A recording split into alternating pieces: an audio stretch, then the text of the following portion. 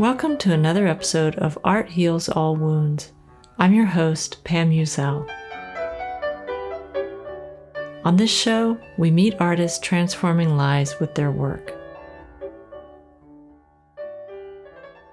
Before we meet today's guest, I wanted to let you know that today is the last episode of Season 1 of Art Heals All Wounds. Some of you may know this already, but I started this podcast in response to the pandemic. This pandemic has highlighted the inequities and dysfunction in our society. Artists who often rely on performance, exhibitions, and audience had the rug pulled out from under them. Would it be possible to pivot to an online, virtual presence during this time of physical isolation? Many artists absolutely pivoted. With this pivot came lots of frustrations, but also a lot of brilliance and even opportunity. New ideas were born from necessity. The very special guest on today's podcast is opera composer Hector Armienta. Hector is also the art director of Operacultura, a Latino Hispanic opera company in San Jose, California. As a Mexican-American composer, Armienta composes operas that explore what it means to be in between two cultural worlds. His musical inspiration encompasses the works of Puccini to Mexican corridos to mariachi. What is it like to brave crossing the border in the hopes of finding a better life in America? What about farm workers, people who work in homes, cleaning and caring for children, young people who thought they were finally fulfilling their dream to attend college? What happened when March 2020 brought this pandemic that turned all of these dreams upside down? Hector Armienta interviewed Latinx immigrants in San Jose and Santa Clara Valley and gave their stories voice, a beautiful operatic voice, in his operas Cuentos and Mi Camino.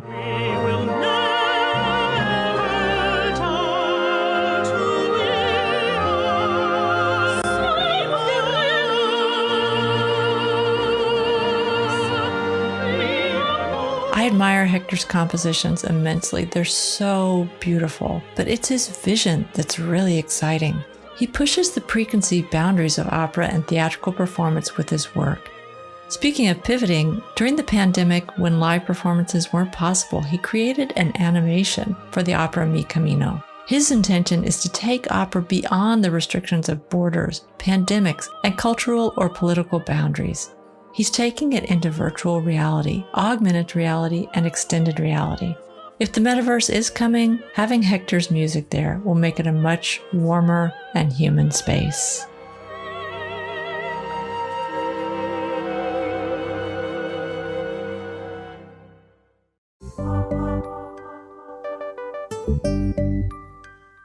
You're listening to Art Heals All Wounds. Listen and let us inspire you.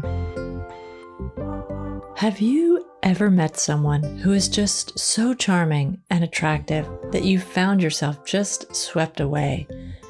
Pretty soon, though, you begin to notice that there's some things that are just off about them. But by that point, you're just in too deep. I'm talking about my dog here, Cupid. My partner and I found the absolute cutest rescue Chiweenie with big, brown, melting puppy eyes and these cute little stubby legs. We took one look at Cupid and we had to have him. It was love at first sight, and he loved us back so hard. In fact, he loved us way too hard and decided that it was his duty to rip the face off of any living creature, human or otherwise, that came near us. I'm sure you can imagine what it was like to take him for a walk every day through the neighborhood. On walks, Cupid was a bad, bad boy. But like I said before, we were in too deep. For better or worse, Cupid was ours for keeps. One afternoon, on one of these terrible walks, I met a neighbor, Hector Armienta. Hector also has a little dog, a very good boy, named Troy. Cupid did his usual growling and lunging at Hector, but he was really taken with Troy.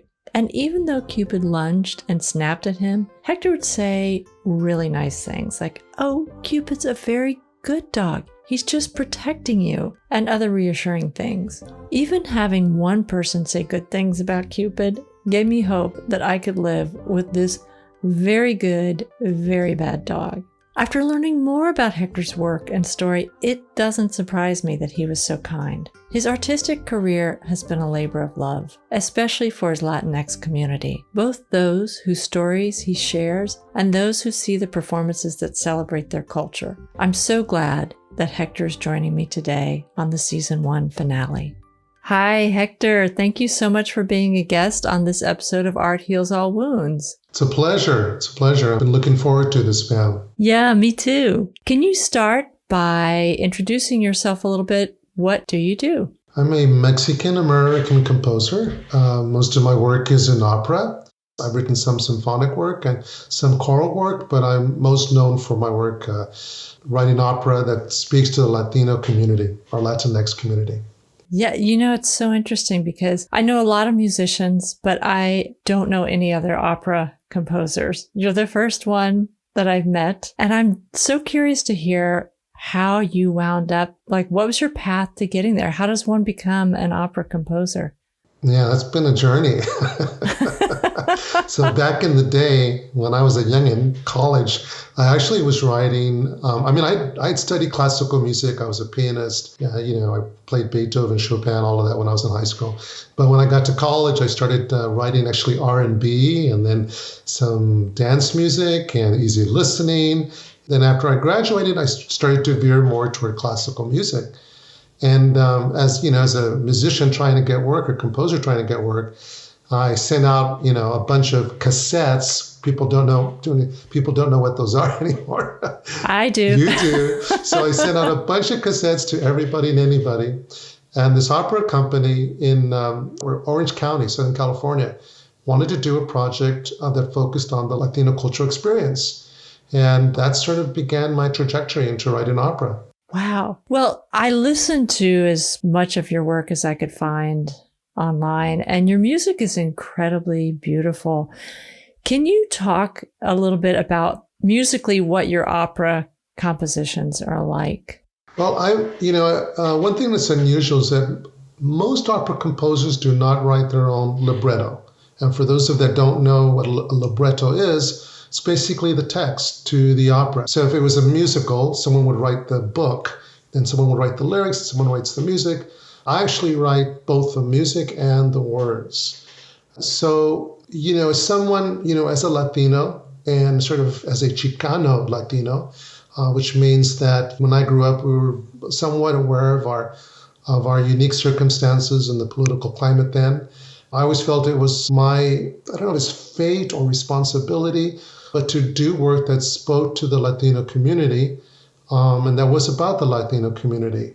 So I often do work is based on, Mexican folktale or based on a book or, something that most people would be familiar with. Yeah. What about musically? What are your inspirations for composing musically? Well, that's another good question. So I was trained as a classical musician. I went to California Institute of the Arts for my undergrad. And then years later, I went to the San Francisco Conservatory of Music and studied composition with a wonderful teacher named Conrad Sousa, who wrote the music to Dangerous Liaisons and some other work. So I'm trained classically, but I often incorporate musical idioms, or you could think of as musical ideas or musical constructs that refer back to the, sort of the Mexican-American music or the Mexican music. And that's a very broad, because in Mexico and here in the States, it's all over the place in terms of, where we draw from. And it's also part of my exploration as a Mexican-American, and if you visit my website, I talk about sort of being on the border between, musically speaking, and between the U.S. and Mexico. So I like to write pretty music. It is pretty. I agree with that. So people often say, your music's so beautiful, Hector. And it's not structurally, it's complicated because opera is just inherently difficult. But melodically, I like to write beautiful melodies. And so I've studied a lot of the Italian operas, Puccini and Verdi. And I've also studied Benjamin Britten, who's a wonderful English composer. I don't know him, but definitely I became a fan of opera through Puccini's work because it is so beautiful. But That's interesting that you say that he was an influence for you, because your opera was so incredibly moving for me. Some of them I was crying as really?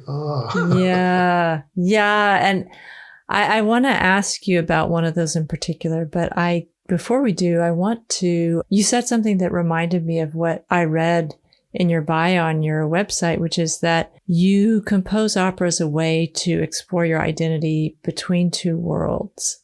Can you expand on that? You started to talk about it a little bit, about this idea of being on the border between Mexico and the U.S. Yeah, so in terms of what I grew up listening to, I'm a second generation Mexican American. I wasn't, I did not immigrate to the United States. My mother grew up in Texas. My dad was from Mexico. But, we at home, we listened to all kinds of music. We didn't necessarily listen to Mexican music. We listened to Frank Sinatra and Doris Day, Tom Jones, and those are the interests of my mother. And sometimes we would listen to mariachi, but not often. And so, I didn't grow up in Mexico listening to corridos or rancheros or banda music, banda music is sort of that sounds like polka because it's, it has, there's a whole accordion. Yeah, because it comes from when the Germans came and were mining the silver and the gold back in the day. But so it's an exploration of who I am. Spanish was not the language that I grew up speaking. I've learned more as I've gotten older. My work is often in what they call Spanglish, which is, how we grew up talking. We would talk in combination. Our sentences would be English and Spanish. And many of my operas are like that. My most recent opera is like Zoro, which is premiering in January. There's much more Spanish in it. And then my last work that I did was an animated film opera called Mikamino. That was actually mostly in Spanish because we can talk about this, but it was based on interviews of farm workers. And so their text was in Spanish. Their words were in Spanish. I noticed that when I was watching. I thought also, is it Cuentos? Cuentos was the one that made me cry. Yeah. Both the music and the story. And I am not fluent in Spanish by any means, but I could understand enough. And then what I saw was a video of it and the way that it was staged. A lot of the staging filled in some of the gaps in what I could understand. I was wondering if we could talk about Cuentos a little bit. Did you say that, did I read correctly that you also interviewed people for that opera? Yeah, so both Cuentos de Peregrinación, which is Tales of Pilgrimage, and the new work that I did, Mikamino, they're sort of sister projects. They're part of a larger project called La Frontera, the border. And so Cuentos was based on video interviews I took of people that had immigrated and what their lives were like in San Jose. And there was a young woman who talks about the incredible journey and difficulty and challenges of crossing, the mountain and hoping to find water and wanting to give her daughter who was deaf an opportunity.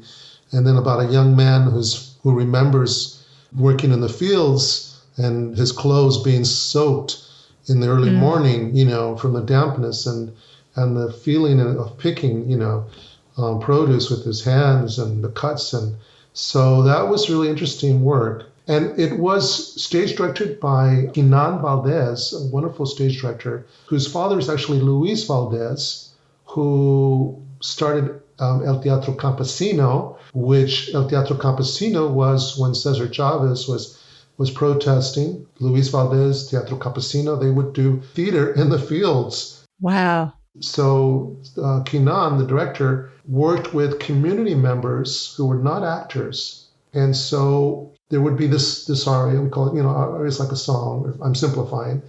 And if it was about crossing the border, if the aria was about crossing the border, he would work with these community members, not actors, to help weave that story. And so you would see them and sort of reenact what it was like to cross. He's a brilliant director.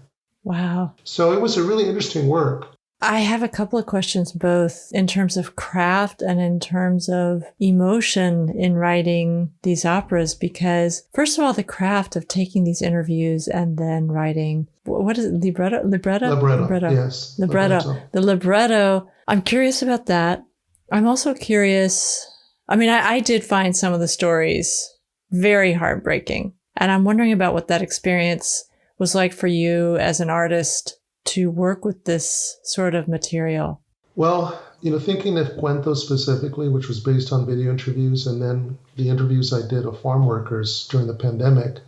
And it's a little different than a typical opera because they're really, I'm simplifying again, there's songs where there's not one, it's not character driven, there's no protagonist or antagonist. And they're really just, they're each piece is within its own, each 3-minute piece. But it was very difficult for me because that was not my experience. I've never, we were low income and struggled financially to some extent, but I never had to endure what farm workers have to endure. And there was one in particular where I was interviewing these two young ladies. One was going to San Francisco State. The other one was going to San Francisco State and San Jose State. They grew up, I think it was Watsonville or Gilroy. They worked in the summers, and then they were in school. And when the pandemic hit, no more school. So they had to go back and now work there, permanently. And they were telling their stories of, difficulty of just getting up in the morning and doing, 10-hour shifts, and how they've had these dreams of being a lawyer or a social worker. And one of them was crying. And if you saw the video, there was, in the animated opera, there's actually video footage of one of the interviews. And listening to that text, was very hard.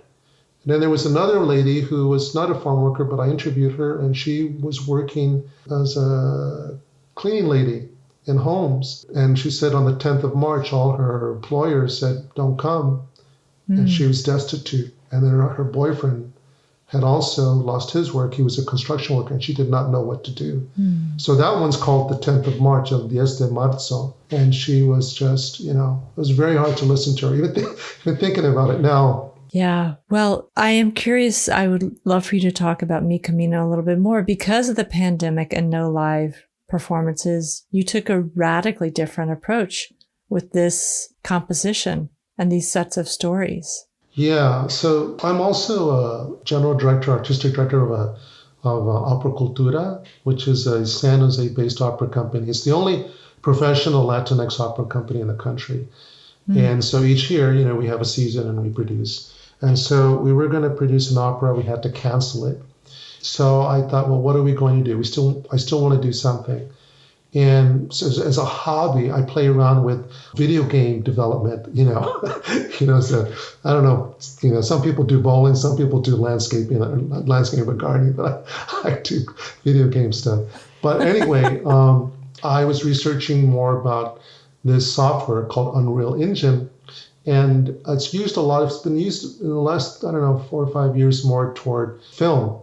So I said, well, why don't we tell these stories in the virtual world? The end product was that I created 2 virtual worlds, one in Gilroy and one in Half Moon Bay, which is where some of these interviews were taking place.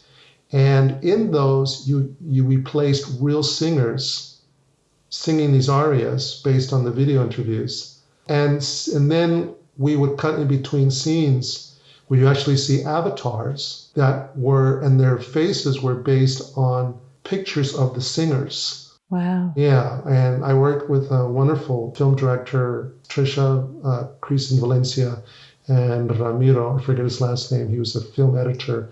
And then I worked with another company, but he had a production company in Santa Cruz, and that's where we did where we put the singers in front of a green screen, and then they were placed into the virtual world. Wow. Yeah. But I did the avatars, and I create the avatars in the virtual worlds, and oh my God, it was so much work, more than I ever thought it was. Yeah. But now I'm thinking of a new project, which would be very interesting, which is, well, I don't know if you want to talk about that now, but I can mention that later. We can. Yeah. Okay. Well, the other project I'm thinking about is doing an immersive theater experience that is focused on some sort of, Latinx, I don't want to say holiday, but cultural event. And this is going to be complicated to explain, but there would be one person who would wear a VR set, virtual world set, and they would explore the world that I would create for them. And they would interact with a live performer, but that live performer could be an avatar. They would only see the avatar. And then what that one person is experiencing in the physical space, right, but is really seeing a virtual space, would then be broadcast to the audience so that they could experience it firsthand. Wow. Yeah. I'm not even sure I understand all the layers. Yeah. Well, just pretend that you have a virtual, those VR sets like an Oculus. Yeah. And you're in the virtual world. But yes. you're not, but you're watching it on your screen. And someone else in another place is doing it for you. Okay. Yeah, I know. It's a little crazy. It's out there. The challenge with these immersive, as I'm describing these immersive theater experiences, when you use virtual reality or augmented reality, is that you can't have 500 people come together and experience it. It's really, groups of 5 people, and they put on a VR set, and they're in a black box space. And then they have, for them to be mobile, you have to have a computer attached to them. Yes. So it's very limiting. So I'm trying to figure out a way where one person can be in that physical space, right? Like in a small little room, but that everybody who's in their living room can see what that person sees. So that's what I'm trying to explore in terms of, is the technology there. Oh, that's so interesting. Well, that's really good. It sounds like you were very inspired. Your love of video games and opera came together because of the pandemic. Yeah. You briefly mentioned that you have another work, Zoro, coming up. Can you talk about that work? First of all, what is it? And both musically and in terms of story, what is Zoro? Sure. Well, I have Zoro, which is being produced in January in Fort Worth, Texas. And then a reduced version of another opera titled Me Ultima, which is based on the novel of Mexican-American novel Rudolfo Naya. That's going to be in January in Modesto. And then the first opera, which I mentioned earlier, which is called Un Camino de Fe, which is based on the story of a young girl coming from Mexico. That's being produced by Portland Opera. So I have 3 productions going up that I'm not producing, that someone else is producing. But Zoro is based on the legend of Zoro.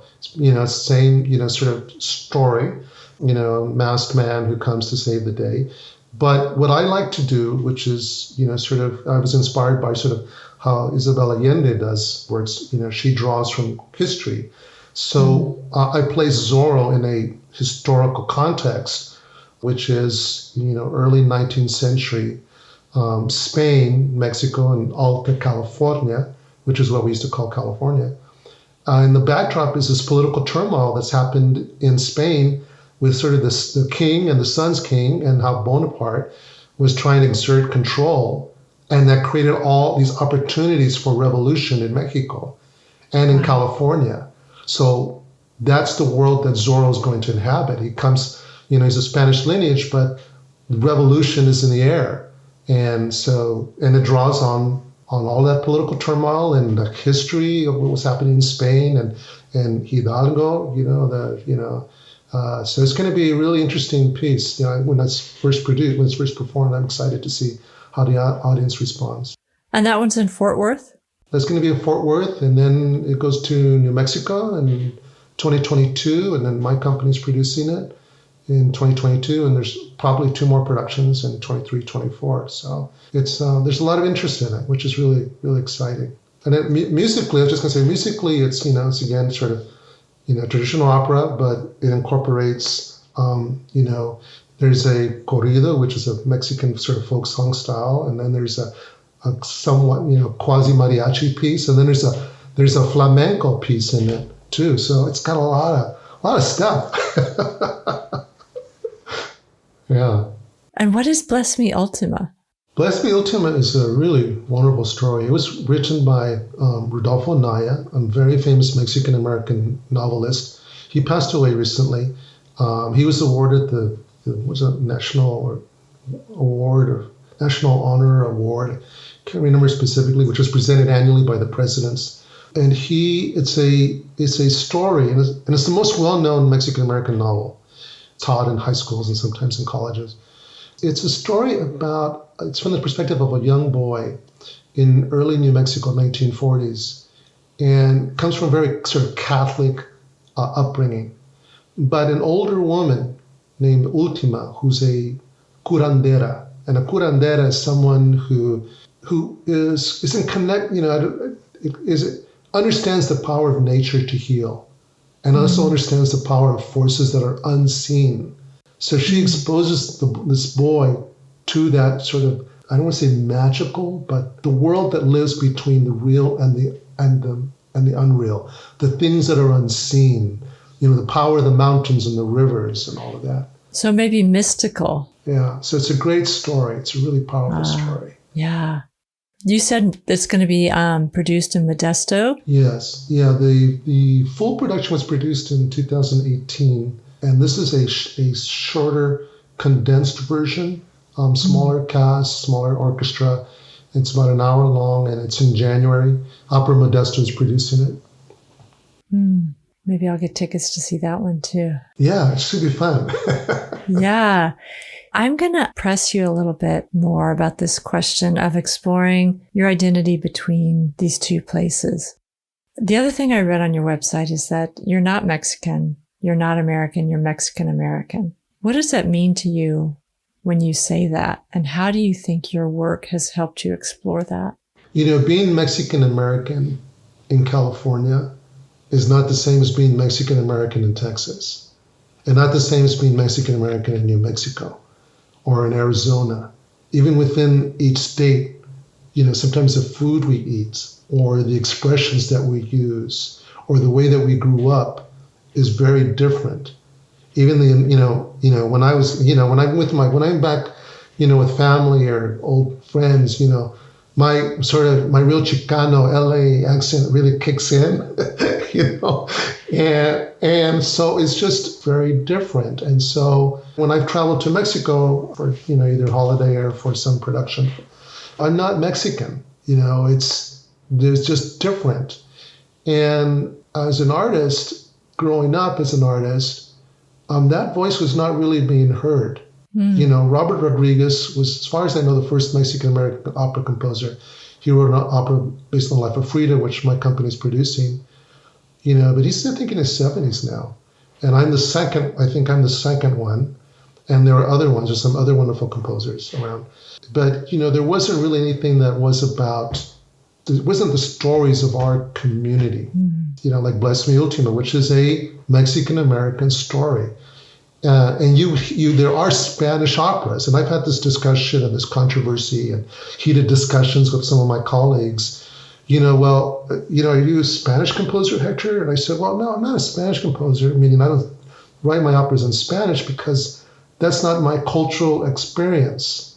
We talk in Spanglish, and when we get really excited, the more Spanish kicks in, but that's how we are, and when I produce my work, there is just a different, my audiences are mostly Latino, and like when we were doing a show, I have a show called La Llorona, which is about the Mexican folk legend of La Llorona, the weeping woman, and when you go to a regular opera house, people are quiet, they don't talk. But when my community comes out and sees my show, it's like they're watching a novela, and they're talking out loud. And it's like the only thing that's missing is passing the chips or something, or something. I shouldn't say chips because it's a community event for them, and that's a very Mexican American sort of, I think, California experience. Yeah, that's really beautiful. You've made me think of one last question. I haven't asked you yet much about Operacultura.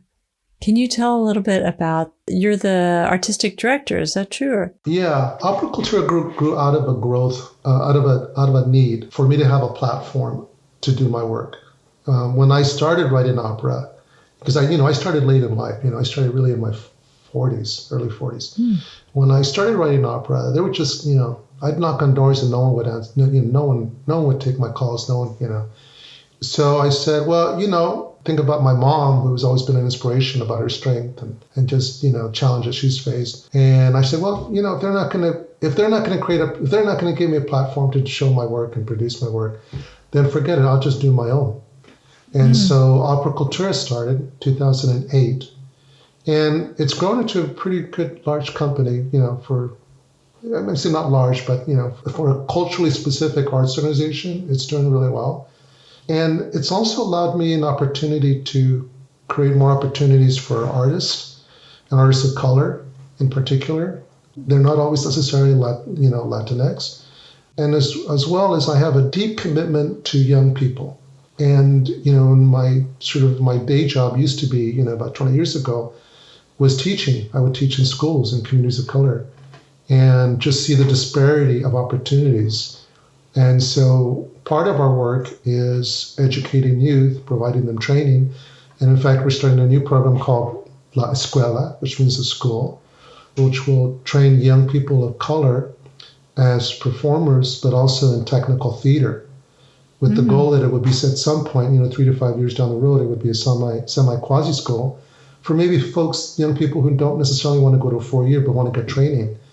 And I also think, and this is part of where the video game stuff happens and sort of what I think the new sort of boom is going to be, which is more in technology and video games sort of going outside of video game, but into film production and into theater and all of that, is also to train them in this technology that is being harnessed to you in theater and in museums and in film and TV. So that's the goal. That's Operacultura. It's a platform for me to develop my work, but also create opportunities for other people and arts education for young people. That's completely the future. Yeah. And we can have a totally separate long conversation about, the influence of technology and, VR and AR and XR and these things they're calling them metaverse and, Facebook's push to move from a quote social media company to what are they calling themselves, and then something else, a metaverse company. I don't know, but that's a longer discussion. It is, and the idea of the Facebook metaverse terrifies me, but I have to admit that. It terrifies a lot of people, but they're not the only ones. They're not the only ones, Yeah. Well, Hector, thank you so much for being on here. If people want to find out more about you and your work, where can they look? Well, there's 2 websites. One is the Operacultura website, which is www.operacultura.org. And then my composer website, which is my first and last name, www.hectorarmienta.com. All right. Well, thank you so much. It was a joy. Always a joy, Pam. It's always a pleasure to see you as well.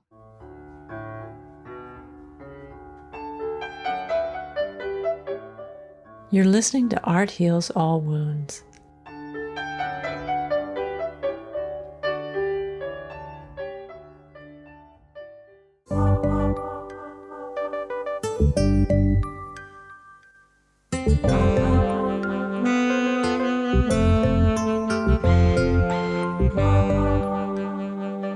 Remember to be in touch on my Facebook page, Art Heals All Wounds, and also on Twitter and Instagram at Art Heals Podcast.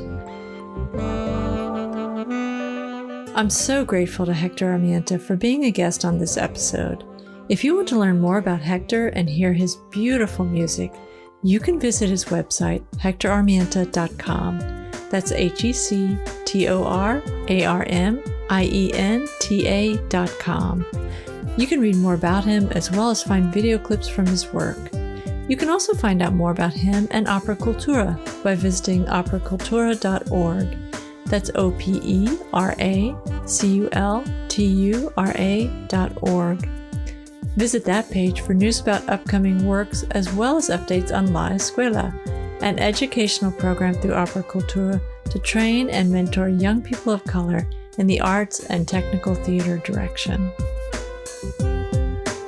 This episode was edited by Eva Hristova. The music you've heard in this podcast is Yellow Light District and Otto Waschenlage Instrumental by Lobo Loco. Beethoven's Piano Sonata No. 15 in D major was performed by Karina Galanian. The beautiful music that you heard in the intro were two of Hector Armienta's compositions, the first from Cuentos and the second one from Me Camino. Thank you for listening to this season of Art Heals All Wounds. I'm filled with gratitude for all the artists who shared their stories here. I learned so much from every single one of them, and I'm so grateful to those of you who listened. Thanks for the shares and the comments letting me know what was meaningful for you. It keeps me inspired and helps me to remember why I love making this show. I have lots of plans for season 2 with amazing guests and some new things I'm excited about trying. So look for me back early next year in 2022. In the meantime, I'll be dropping some little nuggets in the feed just to keep in touch between seasons. If you're enjoying what you hear on Art Heals All Wounds, please give it a 5-star rating and even a review if you feel inspired.